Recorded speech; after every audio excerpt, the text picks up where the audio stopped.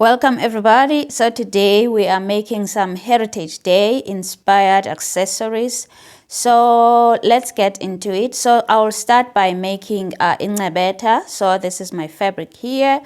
So my fabric is folded in half, as you can see. And here is my shoulder line. So this is where I'll put my shoulder measurement. So I'll take a tape measure and put it from one shoulder to the other shoulder, and then half the measurement that I get. So my shoulder to shoulder measurement is 32 centimeters, and then when I half it, I get 16 centimeters. Okay, so 16 centimeters is the measurement I am putting right here now. Okay. And as we are still here on the shoulder line, I'll go on and draft my neckline. Okay, so I will make the width of my neckline 10 centimeters. So I want the width to be wide enough so that, because I won't have a zipper here, so I want my hair to be able to get in and get out with ease.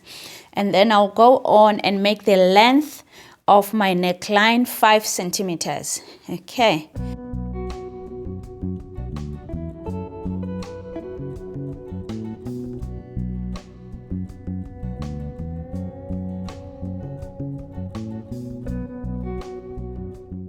And then I go on and slant my shoulder by 3 centimeters, which is what I get when I divide my 16 centimeters by 5. Okay, and then after that, I go on and connect my neckline to the shoulder. Okay.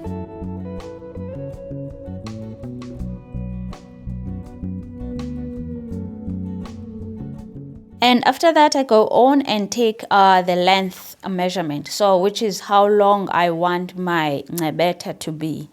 Okay, so I'll make it 100 centimeters. So from my shoulder down, it will be 100 centimeters. So that is how long I want it to be. And then after taking the measurements, I'll go on and cut it out.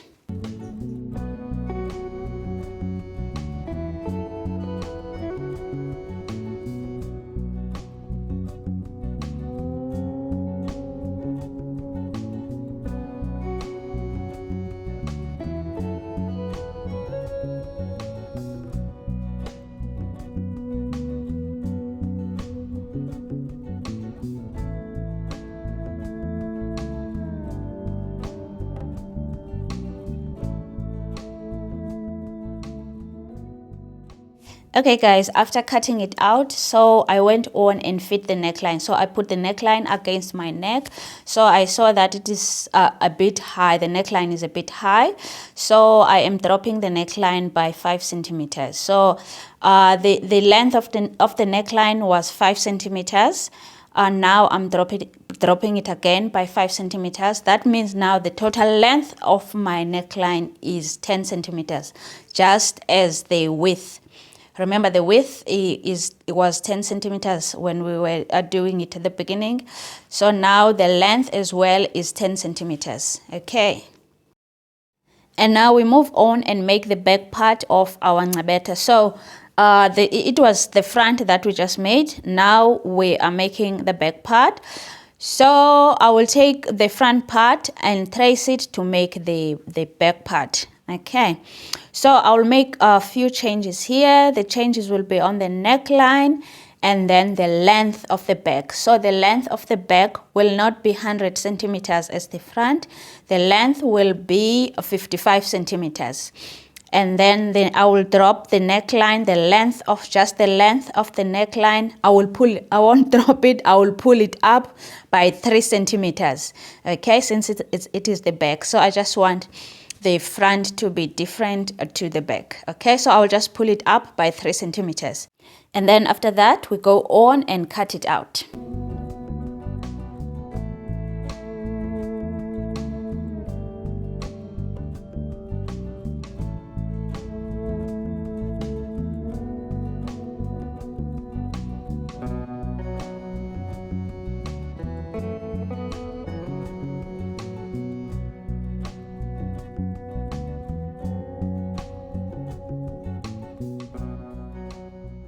So we have put the front and the back together by stitching the shoulder seams. So now it is time to finish up the neckline. So I have a black bias binding here which I will use to finish up my neckline. So I'll just open it up, and then I'll go on and put it around the neckline and pin it, and then I'll go on to the machine and stitch it.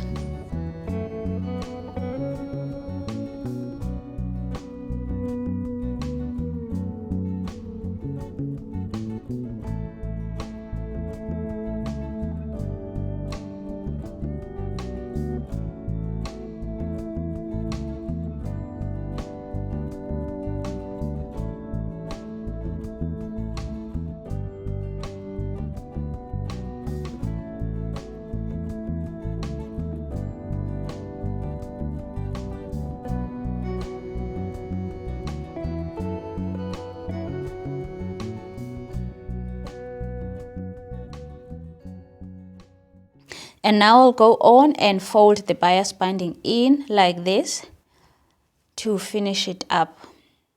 Okay.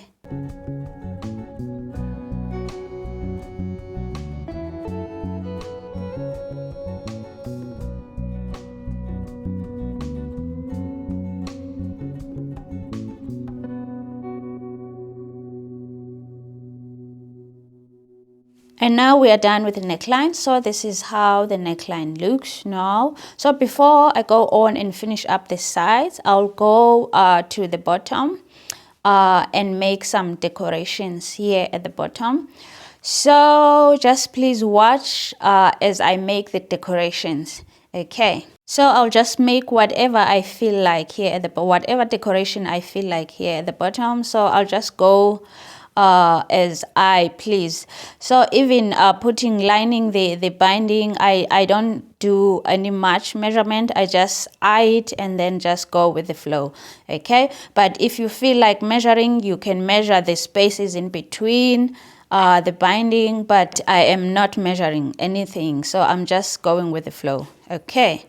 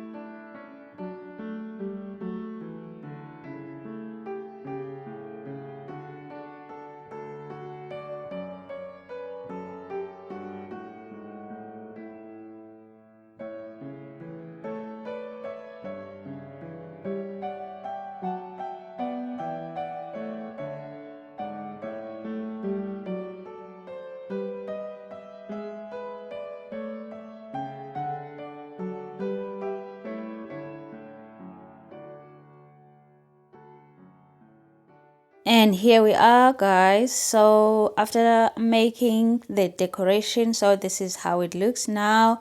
So what I'll do now is that I'll go on and finish up the sides. Okay, so what I'll do with the sides is that I'll just take the same bias binding. So I'll do the same thing as I did with the neckline. So I'll take the bias binding, open it up, and then pin it up, and then go to the machine, stitch it, and then go on, finish up the hems, both back and the front hem. I'll just stitch them. I'll just give give them a normal hem. Okay.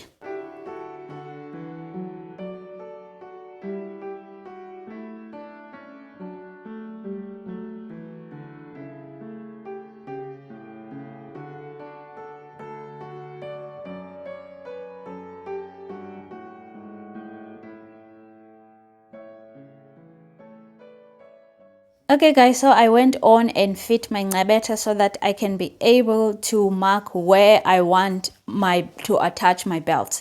Okay, so it will have 4 belts, 2 belts in front and 2 belts at the back.